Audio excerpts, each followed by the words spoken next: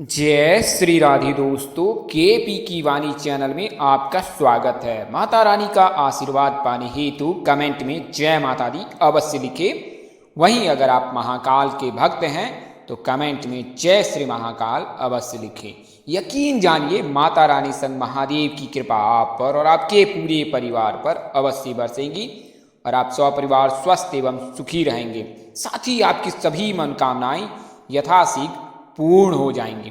दोस्तों, आज की वीडियो में आपको उन 4 नामों की, उन 4 राशियों की जानकारी देने जा रहा हूं जिनके विवाह के योग जुलाई महीने में बन रहे हैं। ऐसा जैसा कि आपको पूर्व से ही पता है कि ग्रह राशि परिवर्तन के आधार पर देता हूं और व्यक्ति विशेष पर यह निर्भर नहीं करता है, तो आप अपनी कुंडली दिखाकर यह जानकारी ज्ञात कर सकते हैं कि आपकी राशि कौन सी है।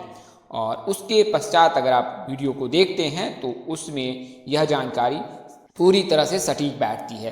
तो इस वीडियो में आपको उन 4 राशियों के बारे में बताने जा रहा हूं जिनके विवाह के योग जुलाई महीने में बन रहे हैं।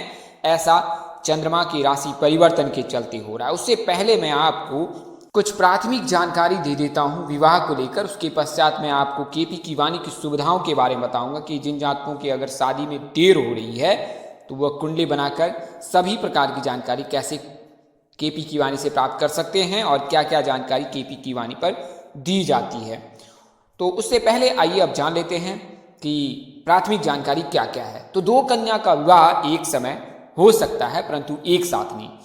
कई बार आपने ऐसा अक्सर देखा होगा कि 2 कन्याओं का विवाह एक साथ कर दिया जाता है। शास्त्र में यह पूरी तरह से निषेध है।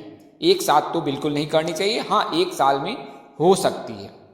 एक कन्या का विवाह कृत्य समाप्त होने पर द्वार भेद और आचार्य भेद से हो सकता है। द्वार भेद यानी कि दूसरे घर में दूसरी कन्या का विवाह कर सकते हैं।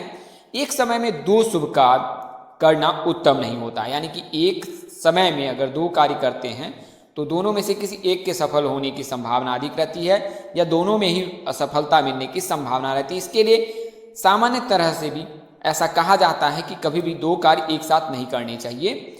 तो 2 शुभ काम एक बार में अवश्य बिल्कुल ना करें। कन्या के विवाह के अनंतर पुत्र का विवाह हो सकता है, परंतु पुत्र के विवाह के अनंतर पुत्री का विवाह 6 महीने तक नहीं हो सकता है। आसान शब्दों में कहें कि अगर आप कन्या का विवाह कर रहे हैं तो कन्या के विवाह के पश्चात पुत्र का विवाह 6 महीने के अंदर हो सकता है, परंतु पुत्र विवाह के अनंतर यानी उसके बाद कन्या का विवाह 6 महीने तक नहीं हो सकता है। 1 वर्ष में सहोदर भाई अथवा बहनों का विवाह करना शुभ नहीं होता है। वर्ष भेद जरूरी है। समान गोत्र और समान प्रवर वाली कन्या के साथ भी विवाह निषेध है। विवाह के पश्चात 1 वर्ष तक पिंडदान, मृकता स्नान, तिल तर्पण, तीर्थ यात्रा, मुंडन, प्रेतानुगमन आदि नहीं करना चाहिए। विवाह में छींक का भी दोष नहीं लगता है, साथ ही स्पर्श का भी दोष नहीं लगता है। ऐसा देखा जाता है कि जब कोई शुभ कार्य करते हैं तो अगर कोई छींक देता है तो वैसे में माना जाता है कि वह कार्य नहीं पूरा हो पाएगा या उस कार्य में सफलता नहीं मिलेगी। वहीं अगर बड़े छोटे के पैर लग जाते हैं तो भी यह शुभ माना जाता है, किंतु विवाह में इन सब चीज़ों को नहीं माना जाता है और यह पूरी तरह से मुक्त होता है।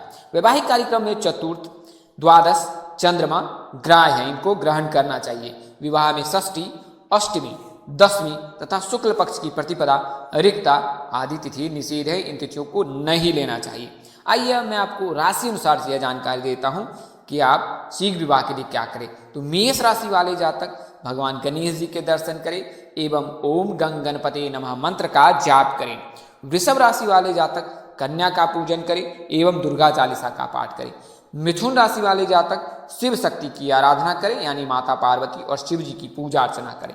कर्क राशि वाले जातक जो हैं वो भगवान श्री विष्णु जी की पूजा करें। सिंह राशि वाले जातक रोजाना प्रातः काल में सूर्य के दर्शन करें एवं आदित्य सौहृदम स्तोत्रम का पाठ करें। कन्या राशि वाले जातक मां दुर्गा की पूजा उपासना करें और रोजाना गणेश चालीसा का पाठ करें। तुला राशि वाले जातक राधा कृष्ण के दर्शन करें एवं ओम नमः भगवते वासुदेवाय मंत्र जाप करें। वृश्चिक राशि वाले जातक शिव जी के दर्शन करें, शिव के 12 नाम का उच्चारण करें। 12 ज्योतिर्लिंगों का नाम उच्चारण करना वृश्चिक राशि के लिए शुभ माना जाता है। धनु राशि वाले जातक भगवान श्री हरिविष्णु जी की पूजा उपासना करें एवं उनकी आराधना करें। मकर राशि वाले जातक हनुमान जी के दर्शन करें। हर मंगलवार को हनुमान मंदिर जाकर प्रसाद भेंट करें। कुंभ राशि वाले जातक राम सीता जी के दर्शन करें एवं राम रक्षा स्तोत्र का पाठ करें। वहीं मीन राशि वाले जातक साईं बाबा के दर्शन करें और ओम ब्रह्म बृहस्पति नमः ग्राम ग्रीम ग्राम शह गुरुवे नमः मंत्र का रोजाना जाप करें।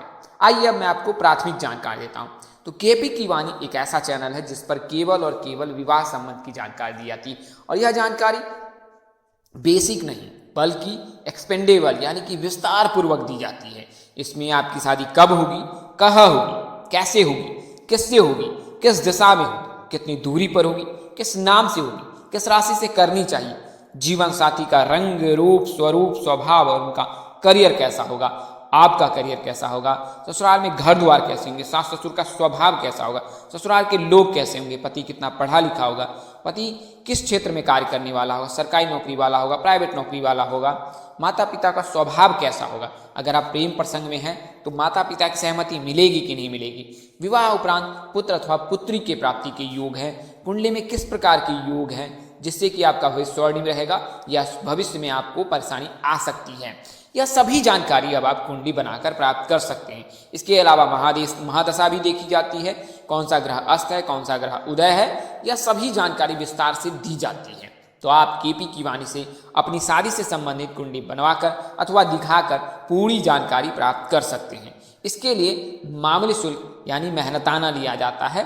तो आप केपी की वाणी से संपर्क करने के लिए 8521835670 पर संपर्क कर सकते हैं। 8521835670। अगर नंबर नोट करने में दिक्कत आई है तो आप वीडियो को स्क्रॉल कर नीचे आएं और डिस्क्रिप्शन बॉक्स में आराम से नंबर नोट कर सकते हैं। वहीं ऐसे जातक जिनकी शादी तय हो चुकी है या तय होने वाली है वे अपनी कुंडली मिलान अवश्य करा ले। कुंडली मिलान से यह जानकारी ज्ञात हो जाती है कि विवाह उपरांत आपका वैवाहिक जीवन कैसा बीतने वाला है, यानी सुखमय बीतने वाला है या दुखमय बीतने वाला है। ऐसा देखा जाता है कि कई दंपत्ति विवाह के पश्चात जो है सुखमय जीवन व्यतीत नहीं कर पाते हैं और कई ऐसे हैं जो विवाह के बाद उनकी किस्मत बदल जाती है। तो ऐसा कुंडली में अगर किसी प्रकार का कोई दोष लगता है, नारी दोष लगता है, भकुर दोष लगता है या मांगलिक बलि होता है या प्रकृति स्वभाव मैत्री स्वभाव या यौन मानसिकता नहीं मिलती है तो ऐसी परिस्थिति में लड़ाई झगड़े के योग बनते रहते हैं। तो इसका आप निवारण अवश्य करा लें। आप चाहे तो अपने स्थानीय पंडित व ज्योतिष से संपर्क करें, अन्यथा आप केपी की वाणी से संपर्क कर सकते हैं। मामूली शुल्क पर आपको पूर्ण जानकारी दी जाएगी कि आपकी शादी के पश्चात आपका वैवाहिक जीवन कैसा रहने वाला है। तो यह तो आपको जानकारी केपी की वाणी की सेवाओं के बारे में दी है। आइए अब वीडियो में आगे बढ़ते हैं। तो जैसा कि मैंने आपको बताया है कि 8 दिनों में सगाई के योग बन रहे हैं, तो ऐसा चंद्रमा की राशि परिवर्तन के चलते हो रहा है। चंद्रमा मन का कारक होता है, बुद्धि का कारक होता है।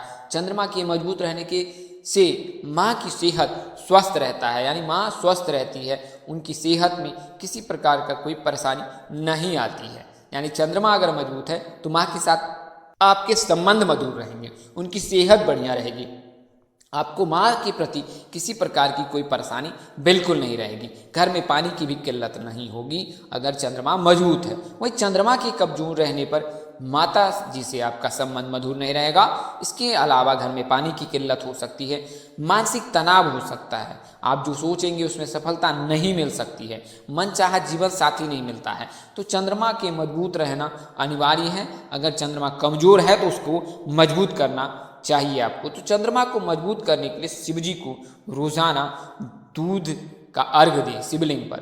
इसके अलावा चंद्रमा को खीर का भोग अवश्य लगाएं पूर्णिमा की रात्रि में।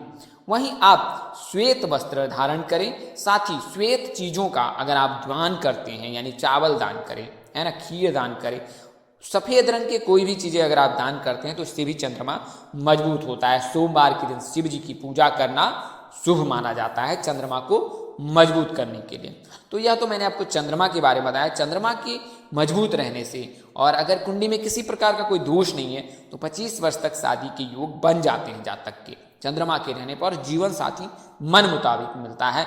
चंद्रमा अगर लग्न में उपस्थित है तो जातक शांत सुशील स्वभाव का होता है, वह कम बोलता है, दिखने में बहुत सुंदर होता है, साथ ही बहुत ही मृदभाषी होता है। तो चंद्रमा का लग्न में भी रहना बहुत ही शुभ प्रदान फल देता है। आइए अब मैं आपको राशि परिवर्तन के बारे में बताता हूँ। तो चंद्रमा जो है 30 तारीख यानी आज संध्या काल 6:23 पर राशि परिवर्तन कर रहे हैं और कर्क राशि में प्रवेश कर रहे हैं और 2.25 दिनों तक कर्क राशि में रहेंगे। इसके पश्चात जो है जुलाई 3 को ये फिर सिंह राशि में प्रवेश कर जाएंगे और 5 तारीख को ये फिर कन्या राशि में प्रवेश करेंगे और फिर तुला राशि में प्रवेश करेंगे। तो इसके चलते जो है चंद्रमा के राशि परिवर्तन से 4 राशियों के जातकों के योग बन रहे हैं। इसके अलावा वृषभ और मीन राशि के जातक के तो पूर्व से ही योग बन रहे हैं, क्योंकि वर्तमान समय में शुक्र वृषभ राशि में है और गुरु मीन राशि में है। तो कुल मिलाकर अगर कहें तो 6 राशियों के, अन्यथा चंद्रमा की राशि परिवर्तन से 4 राशि के जातकों के जुलाई में सगाई शादी के प्रबल योग हैं। तो पहली राशि कर्क राशि है। जन्मदिन से इनके विवाह के योग 25वें वर्ष से बनते हैं और अधिकतम 30 वर्ष तक होती है। अगर आपकी आयु 25 वर्ष से 30 वर्ष के मध्य और कुंडली में किसी प्रकार का कोई दोष नहीं है तो शुभ योग है आपके लिए। हर शनिवार को पीपल के वृक्ष के नीचे सरसों के तेल का दीपक जलाना आपके लिए श्रेष्ठकर होगा। बात करें विवाह की तो LGM इनमें से किसी एक जातक के साथ आप परिणय सूत्र में बंध सकते हैं। अगली राशि सिंह राशि है। तो सिंह राशि के जातकों का नाम अक्षर M से शुरू होता है। जन्मदिन से इनके विवाह के योग 26वें वर्ष से बनते हैं और अधिकतम 31 वर्ष यानी 26 वर्ष से लेकर 31 वर्ष के मध्य सिंह राशि के जातकों के शादी के योग रहते हैं। वही सिंह राशि के जातकों के लव और अरेंज दोनों के ही योग बनते हैं। हर शनिवार को जल में काले तिल मिलाकर पीपल के वृक्ष को अर्घ दे तो इससे जो है, या शिव जी को अर्घ दे, इससे जो है राहु केतु शनि की बाधा समाप्त हो जाती है। सिंह राशि वाले जातकों के लव मैरिज के भी योग रहते हैं। तो आप अगर लव मैरिज करना चाहते हैं तो ओम क्लीम कृष्णाय नमः मंत्र का जाप करें। अमावस्या और शनिवार के दिन बिल्कुल ना मिले अपने प्रेमी से, बल्कि शुक्रवार और पूर्णिमा के दिन मिले तो यह आपके लिए शुभ योग होगा। तो सिंह राशि के जातकों की MKS नाम के जातक से विवाह के प्रस्ताव आ सकते हैं और इनमें से किसी एक जातक के साथ आप परिणय सूत्र में बंध सकते हैं। अगली राशि कन्या राशि है। तो कन्या राशि के जातकों के जो शादी के योग है जन्मदिन से 27 वर्ष से लेकर 32 वर्ष के मध्य होते हैं।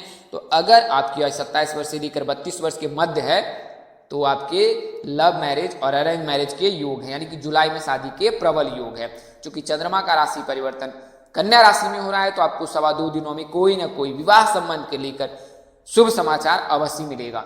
शीघ्र विवाह के लिए क्या करें तो हर गुरुवार को केले की जड़ में हल्दी मिला हुआ जल डालें, इससे विवाह के योग बनने लगते हैं। किस नाम से शादी हो सकती है तो ASD में से किसी एक जातक के साथ आप परिणय सूत्र में बंध सकते हैं। अगली और अंतिम जो है राशि वो तुला है। तुला में जो है चंद्रमा का राशि परिवर्तन हो रहा है और यहीं से फिर पूर्ण विराम लग जाएगा विवाह मुहूर्त का, यानी इसके पश्चात जो है चतुर्मास समाप्त होने के पश्चात ही शादी के योग बनेंगे।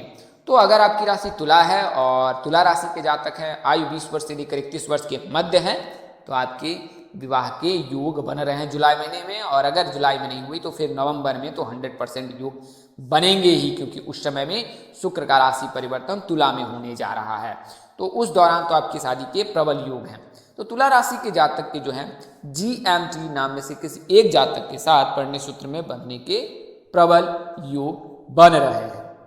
क्या करें तो हर मंगलवार को गरीबों को मीठी चीजें बांटे, मंगलवार को मंदिर जाकर हनुमान जी को प्रसाद चढ़ाए, तो इसलिए भी तुला राशि के जातकों के शादी के योग बनने लगते हैं। तो दोस्तों इस वीडियो में मैंने आपको उन 4 राशियों की जानकारी दी है जिनके विवाह के योग बन रहे हैं और यह योग जुलाई महीने बन रहे हैं। जिन जातकों के जुलाई में शादी नहीं होगी उन्हें निराश नहीं होना है, बिल्कुल नहीं निराश होना है, क्योंकि सितंबर में भी जब नवरात्रि आएगी तो उस समय में भी शुभ योग बनेंगे और उसके पश्चात 4 नवंबर में से तो शंखनादी होगा चतुर्मास के बाद।